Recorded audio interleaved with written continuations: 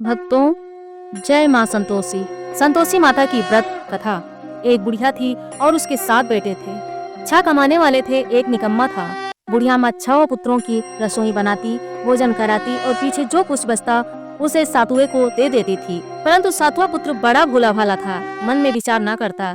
एक दिन वह अपनी बहू से बोला, देख मेरी माता का मुझ पर कितना प्रेम है। वह बोली, क्यों नहीं, सबका बचा हुआ जूठा तुमको खिलाती है। वह बोला, ऐसा नहीं हो सकता, मैं जब तक आँखों से न देखूं मान नहीं सकता। बहू ने हंसकर कहा, देख लोगे तब तो मानोगे। कुछ दिन बाद एक बड़ा त्योहार आया। घर में 7 प्रकार के भोजन और चूरमा के लड्डू बने। वह परीक्षा लेने के लिए सिर दर्द का बहाना कर पतला कपड़ा सिर पर ओढ़कर रसोई घर में सो गया और कपड़े में से सब देखता रहा। 6 भाई भोजन करने आए। उसने देखा माँ ने उनके लिए सुंदर सुंदर आसन बिछाए, 7 प्रकार की रसोई परोसी। वह आग्रह करके जिमाती रही। वह देखता रहा। 6 भाई जब भोजन कर उठे तब माँ ने उनकी जूठी थालियों में से लड्डुओं के टुकड़ों को उठाया और एक लड्डू बनाया। जूठन साफ कर बुढ़िया माँ ने पुकारा, उठ बेटा, 6 भाई भोजन कर गए हैं, अब तू ही बाकी है, उठ भोजन कर ले।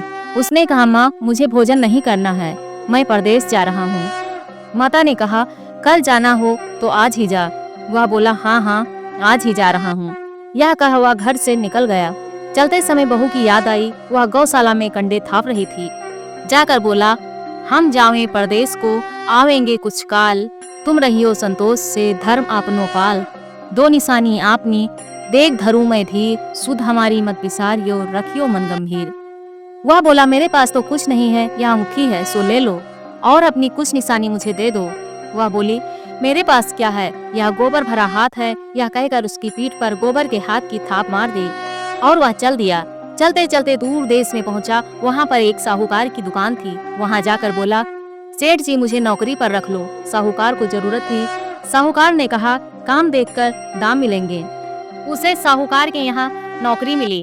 वह सवेरे 7 बजे से 12 बजे रात्रि तक काम करने लगा। कुछ दिन में दुकान का लेन देन, हिसाब किताब, ग्राहकों का माल बेचना, सारा काम करने लगा। साहूकार के 7-8 नौकर थे। वह सब चक्कर खाने लगे। वह बहुत होशियार बन गया। सेठ ने भी काम देखा और 3 महीने में ही उससे मुनाफे का साझीदार बना लिया। 12 वर्ष में वह नामी सेठ बन गया और मालिक सारा कारोबार उस पर छोड़कर बाहर चला गया। इधर बहू पर क्या बीती सो सुनो। सास ससुर उसे दुख देने लगे। सारी गृहस्थी का काम करा कर उसे लकड़ी लेने जंगल में भेजते।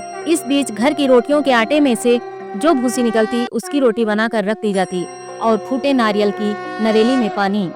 इस तरह दिन बीतते रहे। एक दिन